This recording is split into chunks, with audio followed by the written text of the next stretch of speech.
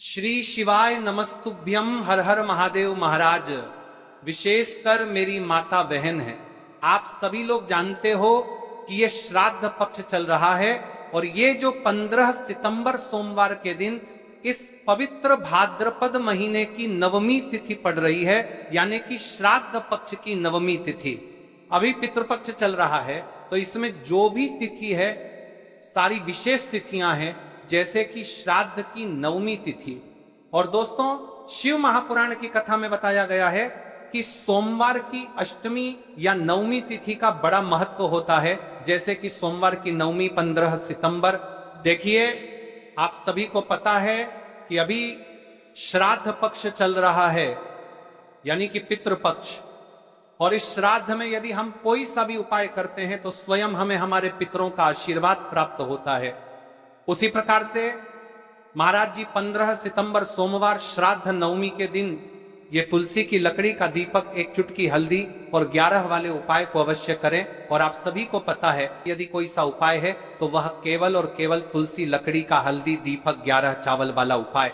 आपको इस उपाय को किस समय करना है? प्रदोष काल के समय या फिर सुबह के समय? यह संपूर्ण बातें हम आगे करेंगे। अब देखिए महाराज, यदि हम श्राद्ध पक्ष में रोज संध्या काल में या फिर प्रदोष काल के समय एक दीपक प्रज्वलित करते हैं, तो इस दीपक की जो रोशनी है वह स्वयं हमारे पितरों तक जाती है और इससे हमारे जीवन में चल रही समस्या समाप्त होती है। उसी प्रकार से हमें तुलसी लकड़ी का हल्दी दीपक 11 चावल वाला उपाय को करना है 15 सितंबर सोमवार के दिन। देखिए, इन दोनों संयोग बहुत मुश्किल से आता है, ऐसे मौके बार बार नहीं मिलते। कई सारी अन्य माताएं बहनें हैं जिन्होंने इस उपाय को आज तक किया ही ना हो और उन्हें इस उपाय के बारे में पता ही ना हो। तो देखिए, आज की इस कथा से हम आपको जो उपाय बता रहे हैं, उस उपाय को आपको सोमवार की नवमी तिथि के दिन अवश्य करना है, क्योंकि यह उपाय केवल विशेष तिथियां पर और विशेष पावन पर्व पर ही किए जाते हैं। और देखिए, यदि इस उपाय को आपका घर का कोई एक व्यक्ति भी कर लेता है तो महाराज जी पूरे घर परिवार में चल रही समस्या साथ में समाप्त होती है। इस उपाय को करने का तो फल हमें मिलता ही है, लेकिन यदि किसी विशेष तिथि पर किया जाए तो उसका भी हमें फल प्राप्त होता है, जैसे कि श्राद्ध की नवमी तिथि। और यह महीना स्वयं गणेश जी और मां दुर्गा को समर्पित है और विशेषकर सोमवार का दिन है जो शिव जी को प्रिय है। तो देखिए महाराज जी, हमने हमारी पिछली बार की कई सारी शिव महापुराण की कथाओं में आपको इस उपाय को अच्छे तरीके से बताया भी है और समझाया भी है, लेकिन आज एक बार फिर से हम आपको इस उपाय को समझाएंगे, क्योंकि 15 सितंबर सोमवार का दिन सबसे बड़ा और विशेष दिन है। देखिए, यदि आपने इस मात्र तुलसी लकड़ी का हल्दी दीपक 11 चावल वाला उपाय को कर लिया तो आपको इस उपाय का वह फल मिलेगा जिसकी आपने कभी कल्पना भी ना करी होगी। देखिए महाराज जी, जो मनोकामना बड़े बड़े पूजा पाठ से पूर्ण नहीं होती, वह केवल इस श्राद्ध पक्ष में नवमी तिथि के दिन इस तुलसी लकड़ी का हल्दी दीपक 11 चावल वाला उपाय को करने से पूर्ण हो जाती है। देखिए, मेरी कई सारी माताएं बहनें हैं जिन्हें पता भी नहीं है कि उनके जीवन में जो समस्या चल रही है उसका कारण क्या है, यानी कि मुख्य कारण क्या है, किस वजह से यह समस्या है।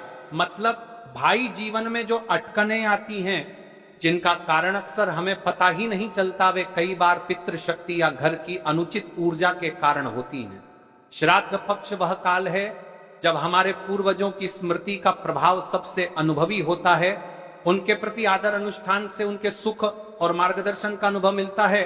और शनिवार वह दिन है, ऐसी घड़ी जब छोटे से उपाय से बड़े बंधन टूट सकते हैं। तुलसी लकड़ी का हल्दी दीपक 11 चावल वाला उपाय जो शुद्धता और रक्षा का प्रतीक है, उसी घड़ी में जलाकर हम अपने घर के नकारात्मक बंधनों को तोड़ने, पूर्वजों की शांति प्राप्त करने और जीवन में अच्छे अवसर पुनः सक्रिय करने का आग्रह करते हैं। इसलिए आपसे निवेदन कर रहे हैं, तुलसी लकड़ी का हल्दी दीपक 11 चावल वाला उपाय अवश्य करें।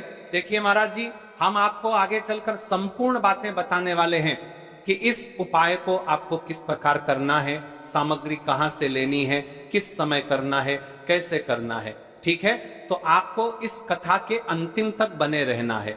देखिए, हम राशि से जुड़ा भाग्य भी बता रहे हैं और भाग्य में चल रही परेशानियों को भी बता रहे हैं। तो यदि आप अपनी राशि से जुड़ा भाग्य जानना चाहते हैं तो अपना नाम और अपनी राशि कमेंट बॉक्स में अवश्य लिखें। अगली वीडियो में हम आपको आपकी राशि से जुड़ा भाग्य बताएंगे। अब बात कर लेते हैं उपाय के बारे में। तो देखिए महाराज जी, इस तुलसी लकड़ी का हल्दी दीपक 11 चावल वाला उपाय है। तो आपको कल इस श्रद्धा पक्ष की नवमी तिथि यानी कि सोमवार के दिन अवश्य करना है। देखिए अब बात कर लेते हैं हम उपाय के बारे में। इस उपाय को कौन कौन व्यक्ति कर सकता है, मतलब कि आपके घर का कौन कौन सदस्य इस उपाय को करते हैं। तो कि दो सुन को सकता है, मेरी कई सारी अन्य मात्राएं बहनें रहती हैं जो अपने स्वयं के लिए, अपने स्वयं के जीवन में चल रही परेशानियों को समाप्त करने के लिए उपाय यदि करना चाहती है तो वह अवश्य कर सकती है महाराज। और मेरी कई माताएं बहनें अपने परिवार वालों के लिए, अपने सदस्यों के लिए उपाय करना चाहते हैं तो वह भी कर सकती है। ध्यान रहे, तुलसी लकड़ी का हल्दी दीपक 11 चावल वाला उपाय करना है। तो उपाय की ओर आगे बढ़ने से पहले हम जान लेते हैं, कल जिम माता बहनों ने कमेंट किया था अपनी राशि से जुड़ा भाग्य जानने के लिए लोगों किया लिए वे लोग जान लो आज अपनी राशि से जुड़ा भाग्य। कल की 2 विशेष राशि लिए देखिए। सबसे पहली और विशेष राशि है तुला राशि। देखिए, यदि आप सोमवार की नवमी के दिन एक दीपक पितरों के नाम से प्रज्वलित करते हैं तो विशेषकर आपको आपके पूर्वजों का आशीर्वाद प्राप्त होगा। आपके कार्य में जो भी अड़चन आ रही है वह समाप्त होगी। दूसरी राशि है सिंह राशि। देखिए, आपकी धन संबंधित परेशानी समाप्त होगी। विशेषकर श्राद्ध में आपको प्रदोष काल के समय इस उपाय को पितरों का नाम के अवश्य करना चाहिए। ठीक है, अब बात कर लेते हैं महाराज जी हम उपाय के बारे में। चलिए महाराज जी, अब चलते हैं उस विशेष उपाय की तरफ जो आपको कल इस विशेष तिथि पर करना है। और इस विशेष पावन पर्व पर हम जिस उपाय की चर्चा करने जा रहे हैं वह अत्यंत ही दुर्लभ और शक्तिशाली है।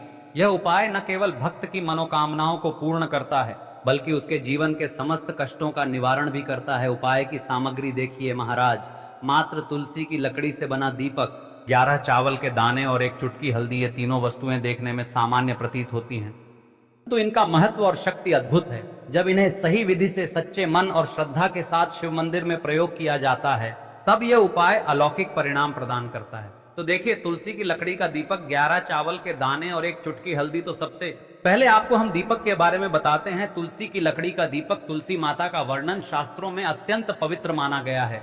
तुलसी के बिना कोई भी पूजन अधूरा है। यद्यपि शिवजी को तुलसी अर्पित नहीं की जाती, परंतु तुलसी की लकड़ी का उपयोग जब दीपक के रूप में किया जाता है तो यह विशेष ऊर्जा उत्पन्न करती है। देखिए महाराज जी, अब हम बात कर लेते हैं सबसे पहले उपाय के बारे में। तो देखिए, तुलसी की लकड़ी का दीपक, 11 चावल के दाने और 1 चुटकी हल्दी। तो सबसे पहले आपको हम दीपक के बारे में बताते हैं। तुलसी की लकड़ी का दीपक, तुलसी माता का वर्णन शास्त्रों में अत्यंत पवित्र माना गया है। तुलसी के बिना कोई भी पूजन अधूरा है। यद्यपि शिवजी को तुलसी अर्पित नहीं की जाती, परंतु तुलसी की लकड़ी का उपयोग जब दीपक के रूप में किया जाता है तो यह विशेष ऊर्जा उत्पन्न करती है। दीपक भक्त की मनोकामना पूरी करने में सहायक होता है। अब देखिए महाराज जी, 11 चावल के दाने का महत्व जानिए। चावल शुद्धता और समर्पण का प्रतीक है। हर दाना अखंडता और पूर्णता का द्योतक है। 11 अंक स्वयं में शक्तिशाली है। यह एकता और आध्यात्मिक जागृति का प्रतिनिधित्व करता है। जब 11 चावल शिवलिंग पर अर्पित किए जाते हैं तो ये 11 इंद्रियों का नियंत्रण और शुद्धिकरण करता है। मात्र 1 चुटकी हल्दी, 1 चुटकी हल्दी, हल्दी मां भगवती का प्रिय है और यह सौभाग्य, आयुर्वेद और पवित्रता का प्रतीक है। शास्त्रों में कहा गया है कि जहां हल्दी का प्रयोग होता है वहां मां लक्ष्मी का वास होता है। इसलिए जब इस हल्दी का प्रयोग शिव मंदिर में किया जाता है तो यह शिव शक्ति और लक्ष्मी दोनों की कृपा प्रदान करता है। कई सारे लोग प्रश्न करेंगे कि महाराज जी, ना ही शिव जी को तुलसी समर्पित कर सकते हैं और ना ही इस उपाय को किया जाता है। तो देखिए, इस उपाय को आपको शिव मंदिर की चौखट पर करना है। ये जो दीपक हम प्रज्वलित करेंगे यह शिव मंदिर की चौखट पर करेंगे। तुलसी का संबंध आध्यात्मिक शांति, मानसिक स्थिरता और रोग नाश से है। जब तुलसी की लकड़ी का दीपक जलता है तो घर या मंदिर के आसपास की नकारात्मकता तुरंत दूर हो जाती है। तो देखिए महाराज जी, आपको इस तुलसी की लकड़ी के दीपक के बारे में हम आपको सबसे पहले बताते हैं। हालांकि आपके तीनों उपाय को साथ में ही करना है, लेकिन सबसे पहले और प्रथम तुलसी की लकड़ी का दीपक। तो देखिए, तुलसी की लकड़ी प्राप्त करना, यदि घर में तुलसी का पौधा है तो उसकी जड़ के पास की नरम लकड़ी लेनी है। यदि घर में तुलसी का पौधा नहीं है तो बाजार से भी तुलसी लकड़ी खरीदी जा सकती है। कई सारे घरों में तुलसी का वृक्ष नहीं होता है, तो आप ये भी कर सकते हैं। ध्यान रहे, यदि आप किसी और के घर से ले रहे हैं तो उसे दक्षिणा अवश्य दें। बिना दक्षिणा के तुलसी लेना अशुभ माना जाता है। लकड़ी को तैयार करना, तुलसी की लकड़ी को छोटे टुकड़े में काटकर उसकी बत्ती बनानी है, उस बत्ती पर कपास रुई लपेटना है ताकि वह दीपक में ठीक से जल सके। अब यहाँ पर महाराज जी कई सारे लोग प्रश्न करते हैं कि आटे का लेना है या फिर हमें दीपक मिट्टी का लेना है। तो देखिए, आपको मिट्टी का दीपक का प्रयोग करना है, क्योंकि हम तुलसी के लकड़ी के दीपक वाला उपाय कर रहे हैं। ठीक है, दीपक केवल मिट्टी का होना चाहिए, पीतल, कांसे या किसी और धातु का दीपक इस उपाय में उपयोग नहीं करना। मिट्टी का दीपक धरती तत्व का प्रतिनिधित्व करता है और यह शिव पूजन में सबसे उत्तम माना जाता है। अब देखिए महाराज जी, हमें तेल का किस प्रकार प्रयोग करना है।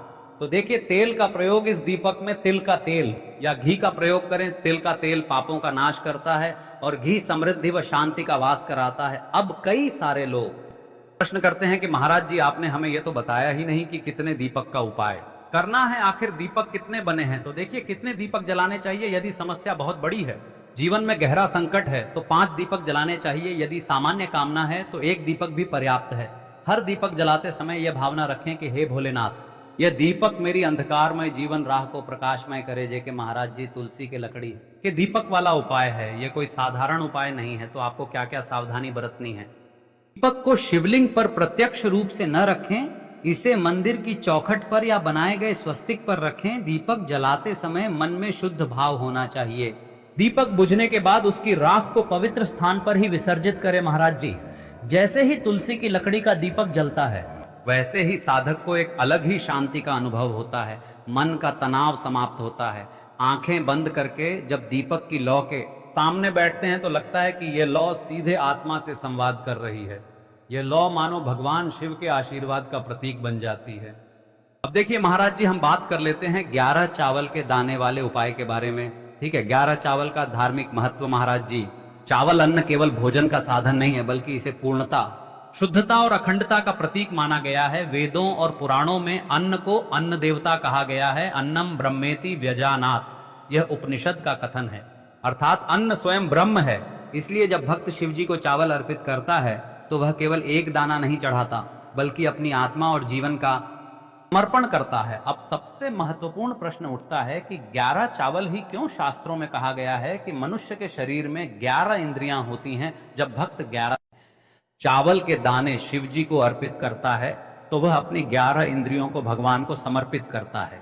यह समर्पण साधक के भीतर शुद्धि और संयम लाता है। अब देखिए महाराज जी, चावला के दाने कहां से लेने हैं, कैसे लेने हैं, इस बात पर चर्चा कर लेते हैं। क्योंकि कई सारे लोगों को मन में यह भी प्रश्न रहता है, घर में रखे चावल का प्रयोग किया जा सकता है। तो दुकान से भी ले सकते हो, ध्यान रहे चावल अखंड और शुद्ध होने चाहिए। टूटे हुए दाने अशुभ माने जाते हैं। 11 दानों को अलग करके एक छोटे डिब्बे या पुड़िया में सुरक्षित रखना है। चावल अर्पण की विधि अब सुनिए महाराज जी। 11 चावल के दानों का प्रयोग कैसे करना है। अब देखिए महाराज जी, जैसे ही आपके चावल के दाने आप एक पुड़िया में रख लेते हैं, अब आपको शिव मंदिर में जाकर के इस उपाय को करना है। तो देखिए, आप एकदम स्वच्छ जल से नाहट होकर के शिव मंदिर पहुंचे और आपको इस उपाय को करना है। तो देखिए, सारी मेरी अन्य माताएं बहनें रहती हैं जो शिव मंदिर में जाती से ही दूसरी अन्य माता बहनों से सामग्री मांगने लगते हैं, जैसे कि ओ जी अपने बेलपत्र लाए हो क्या, एक देना, आज मैं लाना भूल गई, वजी जी थोड़े से फूल दे दो। तो देखिए, आपको शिव मंदिर में जाकर के यह नहीं करना है। आप सिर्फ अपनी सामग्री से उपाय कीजिए और घर आ जाइए। ठीक है, जब मंदिर जाएं, सबसे पहले शिवलिंग पर गंगा जल या शुद्ध जल चढ़ाएं। एयूएम नमः शिवाय का जप करते हुए शिवलिंग का ध्यान करें। अब सबसे पहले 1 चावल का दाना गणेश जी के स्थान पर अर्पित करें, क्योंकि गणेश जी बिना हर कार्य अधूरा है। इसके बाद शेष 10 दानों को एक एक करके शिवलिंग पर अर्पित करें। हर दाना चढ़ाते समय मन में एक एक प्रार्थना करें, जैसे पहला दाना, हे शिव मेरे जीवन से रोग दूर करो। दूसरा दाना, हे महादेव मेरे घर में सुख समृद्धि लाओ। तीसरा दाना, हे भोलेनाथ मेरे संतानों को रक्षा दो। चौथा दाना, मेरे व्यवसाय नौकरी में सफलता दो। 5वां दाना, मेरे परिवार में एकता बनी रहे। इसी तरह हर दाने पर अपनी मनोकामना रखनी है। नाव की शक्ति महाराज जी, यह ध्यान रखना बहुत जरूरी है कि चावल अर्पण करते समय मन शुद्ध होना चाहिए।